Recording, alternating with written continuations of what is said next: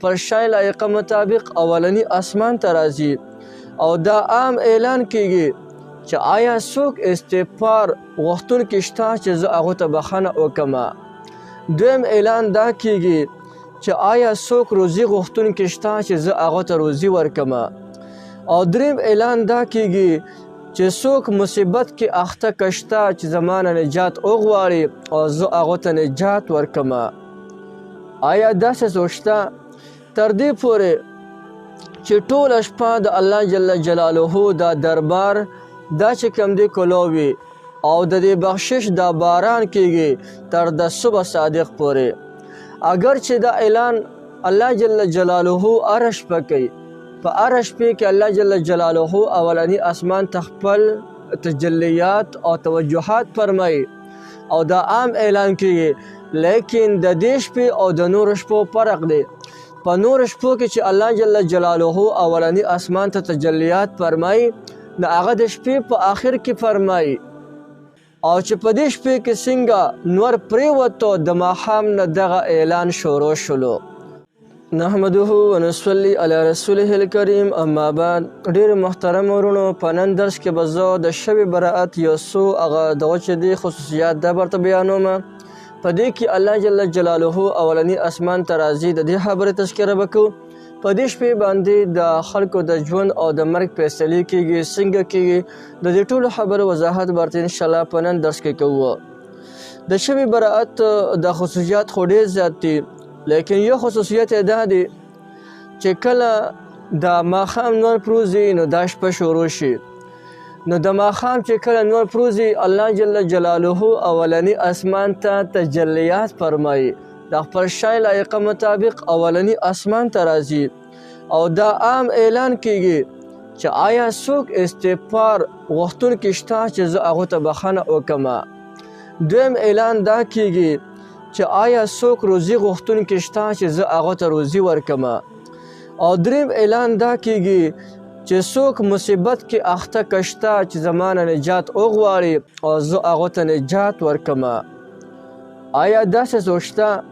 تر دې پورې چې ټوله شپه د الله جل جلاله دا دربار دا چې کوم دی کلووي او د دې بخشش دا باران کیږي تر د صبح صادق پورې.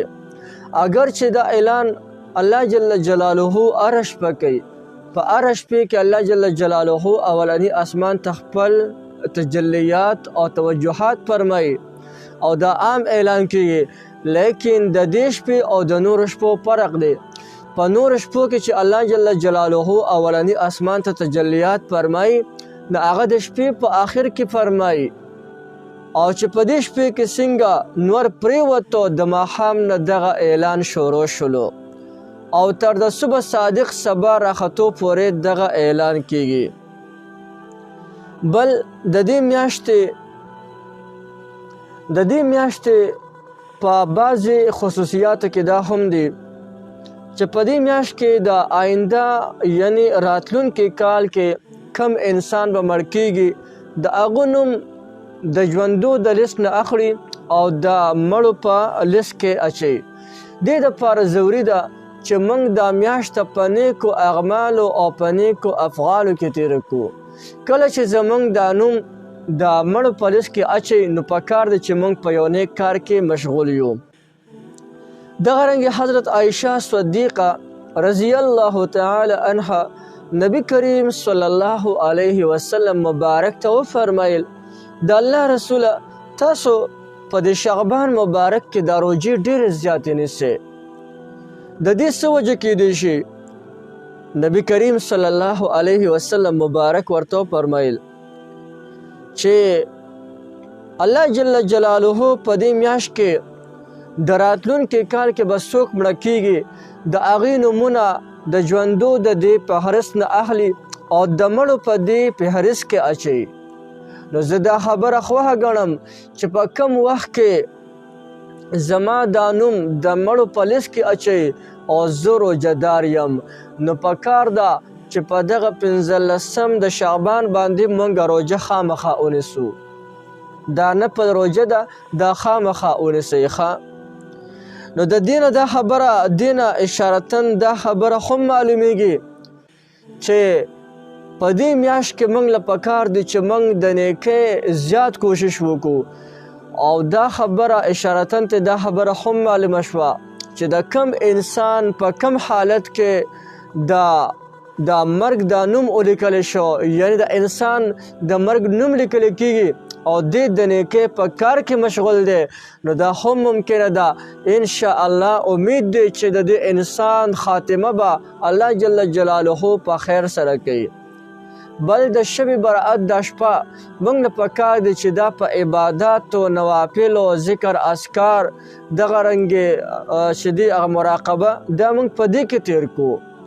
دا په لهو لغب او په ځینو کارونو کې تیر نه کړو، بلکې دې کې الله جل جلاله چې څنګه په رمضان مبارک کې ماښام نور پروزي، نو الله جل شانه اولنی اسمان ته چې دی هغه تجلیات فرمایي راځي د خپل شای لایقه مطابق او دغه اعلانونه کوي، خلکو ته بخښنه کوي.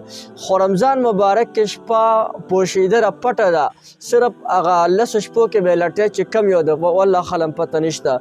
لیکن د شعبان المعظم دا شپه معلومه ده چې دا شپه د معراج ده، څوک ورته شب قدر وایي، څوک ورته شب برأت وایي.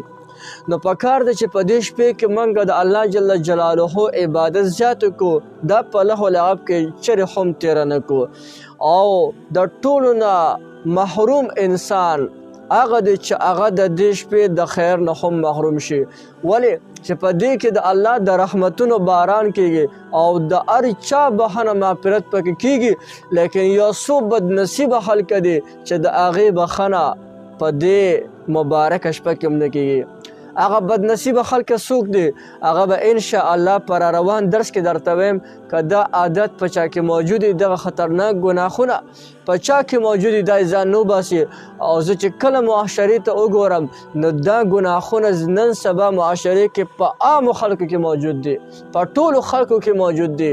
نو الله جل جلاله دې موږ ته توفیق راکړي چې دا شپه په عبادات او مختلف قسم عباداتو کې کله ذکر اذکار، کله تلاوت، کله چې کوم دی هغه نوافل کول، کله دعا کول، مختلفو عباداتو کې موږ دا شپه تېره کړو. او الله جل شانه دې موږ هم توفیق راکړي چې د دې ورځې یعنې د 15 د شعبان تقریبا چې د 9 ورځ راځي، چې په دې باندې موږ خامخا روژه ونیسو.